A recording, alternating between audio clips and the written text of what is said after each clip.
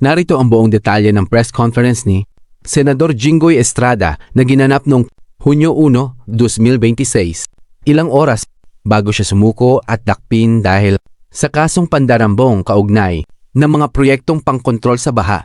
Inanunsyo ng Sandigan Bayan ang utos ng pagdakma laban sa kanya dahil sa paratang na tumanggap siya ng 573 milyon pesos na kickback o suhol mula sa pundong inilaan para sa mga proyektong pangkontrol sa baha. Ang kasong isinampa ay tinatawag na plunder na may parusang habambuhay na pagkakulong at walang piyansang maipagbabayad. Ano ang sinabi niya sa kanyang press conference? Narito ang mga pangunahing punto ng kanyang pahayag. Sa 2. Tinatanggihan ng mga paratang. Sinabi ni Jinggoy na ang mga akusasyon ay hindi totoo at walang basehan. Iginiit niya na wala siyang kinalaman sa anumang katiwalian at handa siyang harapin ang paglilitis para mapatunayan ang kanyang kawalang sala. 2. Hinihayag ang alok na politikal. Ito ang pinakamatinding inilahad niya sa publiko. Maraming beses akong inalok na talikuran ng aking paksyon sa Senado. Kapalit ang pagbabasura sa aking kaso. Pero hindi ko ito tinanggap. Ayon sa kanya, inalok siyang lumipat ng paksyon o tumalikod sa kasalukuyang pinuno ng mayorya sa Senado kapalit ng pagpapawalang bisa sa mga kasong isinampa laban sa kanya. Ngunit ayon sa kanya, mas pinili niyang manindigan sa kanyang mga prinsipyo at kasama. Sa halip na magbago ng panig kapalit ng kalayaan. Diga, hindi humingi ng proteksyon sa Senado. Ipinahayag niya na hindi siya hihingi ng proteksyon o pagtatanggol mula sa Senado. Sinabi niya, hindi ko gagamitin ang Senado bilang panangga o takbuhan. Nais kong harapin ang mga kaso sa tamang proseso ng batas. 4. Pagtanggi sa sweldo habang nasa ilalim ng pagsisiyasat. Nagpasya rin siyang ihinto muna ang pagtanggap ng kanyang sweldo bilang senador habang nasa ilalim siya ng kaso. Sinabi niya na ito ay para ipakita sa taong bayan na wala siyang ninanais na makinabang sa pondo ng bayan sa panahong ito. 5. Handang sumuko. Inanunsyo niya na siya ay kusang loob na susuko sa mga awtoridad. Kung sakaling siya ay dakpin na, handa siyang dumaan sa tamang proseso at magharap sa korte. Pagkatapos magsalita sa harap ng mga mamamahayag, isinagawa ng mga opisyal ng batas ang utos ng pagdakma. Sinamahan siya ng kalihim ng interior na si John Vic Remulla at mga tauhan ng CIDG at dinala siya sa kulungan sa Quezon City kung saan siya itinatago sa kasong ito. Reaksyon sa kanyang pahayag. Marami ang nagtatanong kung totoo nga ang kanyang sinabi tungkol sa mga alok, politikal, at kung ito ba ay paraan lamang niya para bigyang kulay ang kanyang kaso. Sa kabilang banda, sinasabi ng iba na ito ay patunay na ang mga kaso laban sa kanya ay may kaugnayan din sa mga isyu sa loob ng Senado, hindi lamang sa mga paratang ng katiwalian. I am already in receipt of the warrant of arrest issued against me by the 5th Division of the Sandigan Bayan. Nais ko lang pong bigyan din ng mga bagay na ito.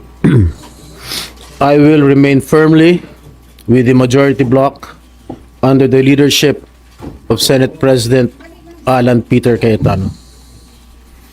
Hindi ako matitinag sa anumang panggigipit, pananakot, political maneuvering para talikuran ang aking paninindigan. I will not yield to threats. I will not be intimidated. I will not be pressured into surrendering my independence of judgment. I am giving instructions to the Senate Secretary to put on hold my salary. Personal kong pasya ito upang ipakita sa sambayan ng Pilipino na wala akong intensyon makinabang sa pondo ng bayan habang nililinis ko ang aking pangalan.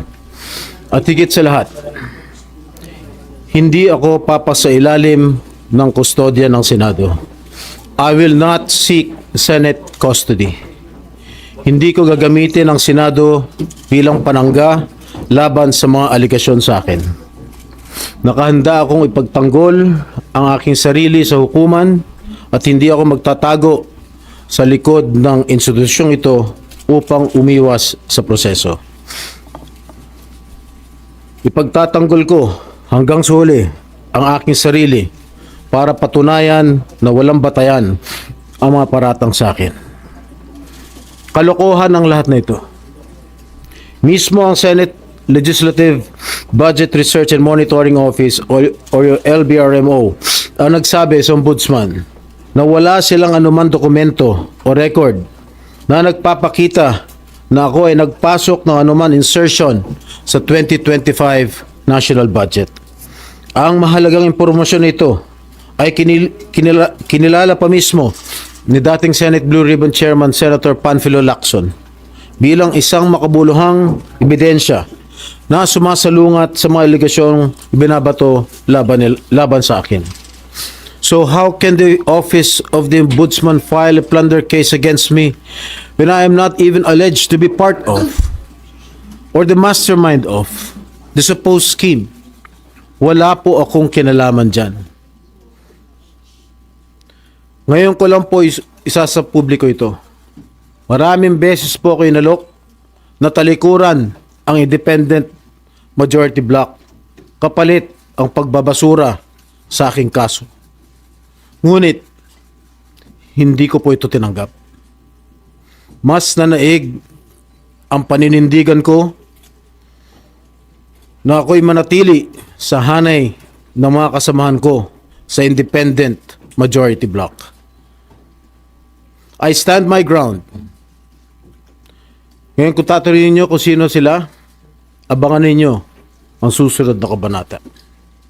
I stand my ground because what is at stake here goes far beyond my personal circumstances. What is at stake here is the independence of the Senate. This institution must never become vulnerable to external pressure. It must remain free from political coercion, free from undue influence, and free from any scheme designed to weaken its constitutional role as a co-equal and independent branch of government. If this is the price I must pay for the decisions I have made and the principles I have chosen to uphold, then I am prepared to face the consequences, however difficult they may be, especially for my family. I will not be broken by accusations, nor will I yield to political pressure. I will meet these charges head on, defend my honor through due process, and place my faith in the truth. I will be proceeding now to the CIDG to voluntarily surrender myself. Maraming salamat po. Okay na? No more question, guys. At yan, pupunta na sila sa CIDG.